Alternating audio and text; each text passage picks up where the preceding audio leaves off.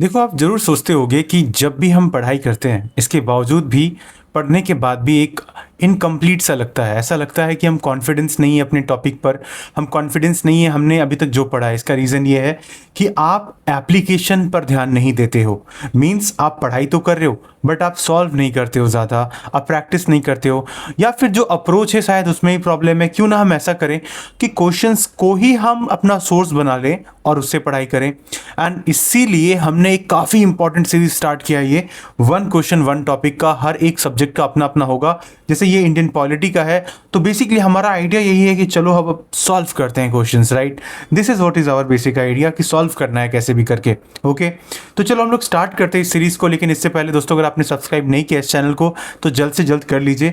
इसी तरह के आपके लेक्चर्स लगातार अभी रहेंगे एंड हर एक लेक्चर आपको कुछ ना कुछ इंपॉर्टेंट टॉपिक बताएगा। और वो टॉपिक क्योंकि आपके एग्जाम में ऑलरेडी पूछा जा चुका है, ये आपका थीम है, तो जाहिर सी बात है इससे और क्वेश्चंस बन सकते हैं। And this is what is our idea कि इंडिया में, in India whatever the state civil services और सिविल सर्विसेज का, देखो अभी तो नेचर काफ़ी बदल गया, but still you should be aware about the topics and clarity about the subject. In depth थोड़ा पता होना चाहिए आपको topics, right. And this is what we are doing here. Basically KIS academy में हम इसी तरीके के इनिशिएटिव को फ्री ऑफ कॉस्ट स्टार्ट कर रहे हैं for all of you, right. तो आपको क्या करना है, हमारे साथ जुड़ना और लास्ट तक देखना है। तो चलिए हम लोग स्टार्ट करते हैं। हमारे पहले इस क्वेश्चन को देखते हैं। In which of the following acts, इनमें से कौन से एक्ट से ये पता चलता है that the provision was made for the establishment of supreme court of या एट कैलकाटा। तो इनमें से कौन से एक्ट के द्वारा हमें ये पता चलता है कि जो सुप्रीम कोर्ट है उसे एस्टैब्लिश किया गया था। वेरी सिंपल क्वेश्चन, बहुत ही इजी क्वेश्चन। सबसे पहले आप इसका आंसर देने की कोशिश करिए। आप सबको देना है, मैंडेटरी है, ये देना ही पड़ेगा। ओके, बिना दिए मत जाना। चलिए आंसर दे दीजिए आप। आई होप आपने दे दिया होगा। तो देखो, इट्स वेरी सिंपल। इसका आंसर है regulating act of 1773। Answer is very much clear that the answer is regulating act of 1773। अब हमारा टॉपिक क्या निकल कर यहाँ से आता है, that what is regulating act, what is regulating act of 1773। Okay, regulating act of 1773 है क्या, इसे समझेंगे। तो याद रखिए कि regulating act of 1773 is basically the first major constitutional and administrative reform. It is the first major, it is the first major constitutional and administrative reforms. जिसे लाया किसने था, ब्रिटिश पार्लियामेंट ने लाया था। किस लिए लाया था, टू बेसिकली, वर्ड से ही पता चलेगा, to regulate the affairs of East India Company in India. Okay, तो पहली बार ये देखा जाएगा कि जो ब्रिटेन में पार्लियामेंट है, जो अंग्रेजों का पार्लियामेंट है वहां पर, वो अब भारत के लिए नीति बनाने लगेगा, खास करके ईस्ट इंडिया कंपनी के बेसिस पे, राइट। सो कहीं ना कहीं हमें ये चीज़ समझ में आया कि ये जो एक्ट है इसने एक फाउंडेशन रखा, इसने एक फाउंडेशन रखा। किस चीज़ का फाउंडेशन रखा, ब्रिटिश एडमिनिस्ट्रेटिव सिस्टम का, भारत में ब्रिटिश एडमिनिस्ट्रेटिव सिस्टम का। ओके, तो ये चीज़ इंपॉर्टेंट हो जाता है जो आपको पता होना चाहिए। एंड यही कारण है कि क्यों कहा जाता है, कई सारे हिस्टोरियंस, कई सारे एक्सपर्ट्स के द्वारा कहा जाता है that it is the first written constitution of British India. It is the beginning of the central administration in India. It is the beginning of the, okay, beginning of the central administrative और administration in India. ये important हो जाता है। Okay, सो ये कहीं ना कहीं आपका एक आइडिया दे देता है कि किस लिए आया था रेगुलेटिंग एक्ट। फिर अगला ये चीज़ है कि इसका बैकग्राउंड क्या था। तो सबसे पहले हम लोग इसका थोड़ा बैकग्राउंड समझ लेते हैं एक बार कि बैकग्राउंड में क्या चीज़ें चल रही हैं, राइट। तो देखो, ईस्ट इंडिया कंपनी जब हम देखते हैं, जब भारत में आया था तो इनिशियली एक ट्रेडिंग कंपनी के तौर पे आया था, लेकिन धीरे धीरे करके जब इसे मौका मिला तो ये ट्रेडिंग के साथ साथ पॉलिटिकल पावर को भी इस्टेब्लिश करने में लग गया। और ये चीज़ हमें दिखता है साफ जब बैटल ऑफ प्लेसी होता है, right. Battle of Plassey 1757, right. और दूसरा बैटल ऑफ बक्सर, और दूसरा battle of Buxar. Battle of Buxar कब होता है? 1764 में होता है। तो ये जो दो बैटल्स रहते हैं, इसने क्लियरिफाई कर दिया, इसने क्लियर कर दिया कि देखो अब जो कंट्रोल है वो किसके हाथ पे है? कहीं ना कहीं ब्रिटिशर्स के हाथ में है। ओके, सो ये इनडायरेक्टली पूरा पावर अब ब्रिटिश ईस्ट इंडिया कंपनी के हाथ में चला जाता है।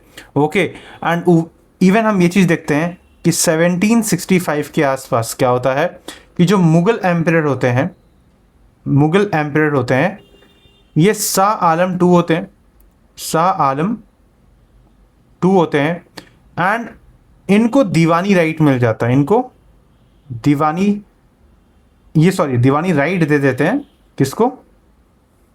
ब्रिटिशर्स को। ओके, और ये दीवानी राइट किस किस का? बंगाल का, बिहार का और उड़ीसा का। ये तीन जो मेजर रीजन से इनका दीवानी राइट मिल जाता है। तो एज अ रिजल्ट क्या होता है कि कंपनी अब रेवेन्यू कलेक्ट करने लगता है, लेकिन जो करप्शन है वो भी बढ़ता है, जो ऑफिशियल्स है वो काफ़ी ज़्यादा वेल्दी होने लगते हैं, एडमिनिस्ट्रेशन खराब होने लगता है। फमीन 1770 में आता है, उसकी वजह से आधा से ज़्यादा पॉपुलेशन वाइप आउट हो जाता है अंग्रेज़ों की नीतियों की वजह से, और कंपनी को काफ़ी ज़्यादा बैंकरप्सी भी फेस करना पड़ता है उधर इंग्लैंड में। ओके, तो अब इसलिए ये ज़रूरी हो गया था कि कहीं ना कहीं ये जो कंपनी है जो वर्क कर रहा है इसको रेगुलेट करने की ज़रूरत है। बहुत इंपॉर्टेंट ये चीज़ हो गया। ओके, तो देखो मैं आपको एक चीज़ बता देता हूँ कि आप इसका पीडीएफ जो है ना आप पा सकते हो हमारे टेलीग्राम चैनल से, जिसका लिंक मैं कमेंट सेक्शन में पिन कर दूंगा, आप ज्वाइन कर लेना। यहाँ जो भी हम पढ़ रहे हैं इसका आपको वो चीज़ मिल जाएगा, right. So what is the reason for the regulating act? What was the reason? Reason क्या क्या था?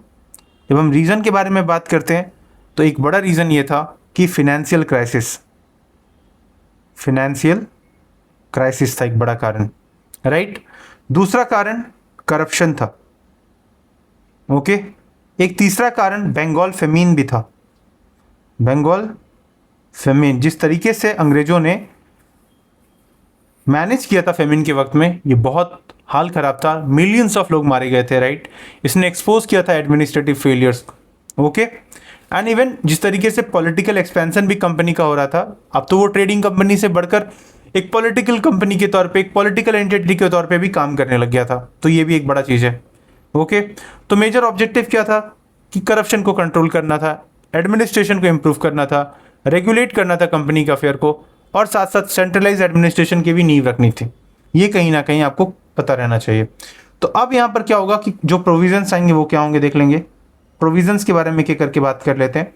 तो पहला प्रोविज़न जो आएगा that was basically what, that Bengal के जो गवर्नर है, जो गवर्नर साहब है बंगाल के, ओके, उनको उनके पोजीशन को चेंज करके, उनके पोस्ट को चेंज करके बना दिया जाएगा गवर्नर जनरल ऑफ बंगाल। और पहले कौन बनेंगे? वैरेन हेस्टिंग बनेंगे। कौन बनेंगे? वैरेन हेस्टिंग बनेंगे, याद रखिएगा। ओके, तो इस तरीके से आपको पता होना चाहिए, वैरेन हेस्टिंग गवर्नर जनरल बनेंगे। इसके अलावा अगर हम बात करेंगे तो बाकी जो प्रेसिडेंसीज हैं, जैसे कि बॉम्बे उस वक्त में था, मद्रास जो था, इनके जो गवर्नर्स थे इनके पावर अब बढ़ जाएंगे और इनके सेपरेट गवर्नर्स थे। लेकिन अब क्या होगा कि ये जो गवर्नर्स होंगे ये कहीं ना कहीं सबॉर्डिनेट करेंगे किनको? ये प्रेसिडेंसी जब सबॉर्डिनेट करेगा किसको? गवर्नर जनरल ऑफ बंगाल को, जो कि दैट इज वैरेन हेस्टिंग।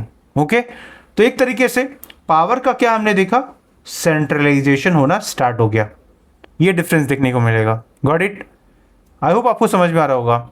पहला चीज यहाँ पर गवर्नर जनरल ऑफ बंगाल बन गया, वैरेन हेस्टिंग साहब यहाँ पर पहले गवर्नर जनरल ऑफ बंगाल यहाँ पर बन गए। So I hope this is making sense to you. ये चीज आपको क्लियर हो गया होगा यहाँ पर अच्छे से। अगला चीज यहाँ पर हमें क्या देखने को मिलेगा? तो अगला चीज हमें यहाँ पर देखने को मिलेगा, second point, executive council establish किया जाएगा। एग्जीक्यूटिव काउंसिल स्टैब्लिश किया जाएगा और एग्जीक्यूटिव काउंसिल क्या करेगा? इसमें गवर्नर जनरल को और बंगाल को असिस्ट करेगा। ओके, सो ये असिस्ट करेंगे गवर्नर जनरल को। और टोटल कितने काउंसिल में थे? टोटल 4 लोग थे। कौन कौन थे? एक एक करके इनका नाम अगर बोला जाए तो रिचर्ड बारवेल थे। इसके अलावा फिलिप फ्रांसिस, जॉन क्लेवरिंग, और आपका जॉर्ज मॉनसून थे। ये 4 आपके कहीं ना कहीं कौन थे? गवर्नर जनरल थे, जो आपको पता होना चाहिए। ओके, तो this you should know. And eight the same time यहाँ पर इसके बाद हम क्या देखेंगे कि हालांकि इंपॉर्टेंट ये भी हो जाता है कि बाद में यहाँ पर क्लासेस होना स्टार्ट हो जाते हैं। हेस्टिंग का क्लास होने लगता है किसके साथ में? फ्रांसिस के साथ में। इसके अलावा अगर हम बात करें क्लेवरिंग के साथ में और मॉनसून के साथ में, सिर्फ एक ही था जो गवर्नर जनरल के साथ रहता था। इस वजह से कभी भी कोई एक डिसीजन में नहीं आ पा रहे थे और यहाँ पे क्लासेस स्टार्ट हो गया था। ओके, अगला यहाँ पर जो इंपॉर्टेंट चीज़ है, यहाँ पर सुप्रीम कोर्ट ऑफ कैलकटा है। Supreme court, third point, supreme court at Calcutta establish किया गया। ओके, कब? 1774 में किया गया, this you should know. And जिसमें एक चीफ जस्टिस थे, एक चीफ जस्टिस और इसके अलावा 3 जजेस थे। एक चीफ जस्टिस जो थे उनका नाम था सर एलिजा एम्फे, सर एलिजा एम्फे या इम्फे भी बोलते हैं, EMPEY। और 3 और जजेस थे, जिसमें से अगर हम बात करें तो एक समथिंग सीजर लेमेस्टर थे, तो मैं शॉर्ट में लिख दे रहा हूँ सीजर लेमेस्टर। इसके अलावा जॉन हाइड और तीसरे रॉबर्ट चैम्बर।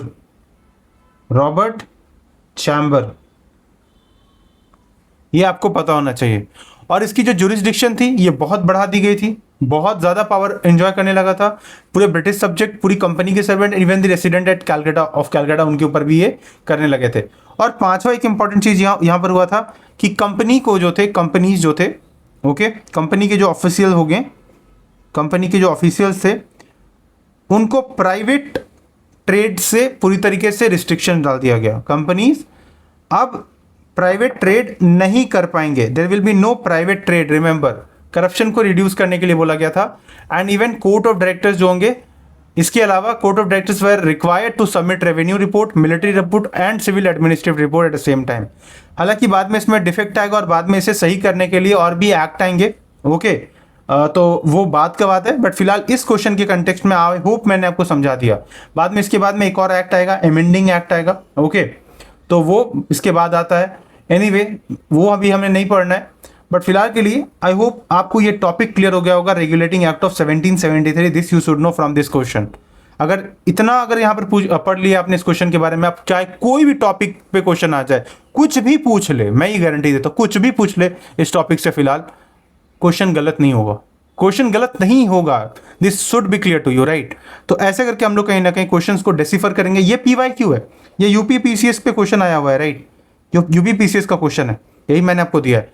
तो पहले पूछा गया क्वेश्चन है, उसी को हमने यहाँ पर कहीं ना कहीं अच्छे से एक्सप्लेन कर दिया है। और ऐसा क्वेश्चन अगर इस टॉपिक से कहीं पर भी आए, किसी भी एग्जाम में है, PCS में है, इवन अगर कल को लेट से मतलब अगर थोड़ा बेटर किया जाता है स्टैंडर्ड को UPSC का, अगर वहाँ पर भी आता है, तो you can easily answer overall from this topic. So I hope you understood this question, this topic and question.